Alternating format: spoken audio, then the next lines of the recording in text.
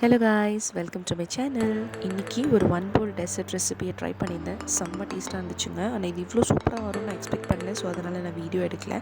Actually இது ஒரு சிம்பிளான ரெசிபி தான். உங்கள்கிட்ட ட்ரீம் கேக்ஸ்லாம் உங்களுக்கு பிடிக்கும் அப்படின்னா நீங்கள் இது சிம்பிளான ட்ரீம் கேக்காக நினச்சி ட்ரை பண்ணலாம்.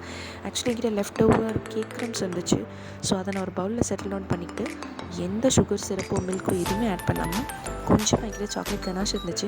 ஸோ அதையே நான் இதில் ஆட் பண்ணிட்டேன். என்கிட்ட இருந்த சாக்லேட் கனாஷ் ரொம்ப ஃப்ரோசனாக இருந்துச்சு. ஸோ அதனால் நான் அதை ஒரு பிளெண்டரில் போட்டு பிளெண்ட் பண்ணிவிட்டு அதுக்கப்புறம் தான் ஆட் பண்ணேன். அதனால தான் இந்த சில்கி ஸ்மூத் டெக்ஸ்டர் உங்களுக்கு தெரியுது. செம்ம டேஸ்ட்டாக இருந்துச்சுங்க. ஸோ கூடவே அதோட டேஸ்ட்டை இன்னும் என்ஹான்ஸ் பண்ணுறதுக்காக ஒரே ஒரு ஹைட் அண்ட் சிக் பிஸ்கெட் இருந்துச்சு. ஸோ அதை ரோஸ்ட் பண்ணி அங்கங்கே பிச்சு போட்டேன்.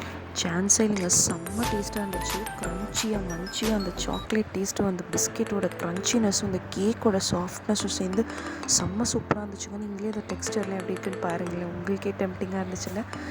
நான் நெக்ஸ்ட் டைம் கண்டிப்பாக பண்ணும்போது ரெசிபியோட வீடியோ போடுறேன். நீங்களும் இதே மாதிரி ட்ரை பண்ணி பார்த்துட்டு எப்படி இருக்குன்னு கமெண்ட்டில் சொல்லுங்கள். பாய்.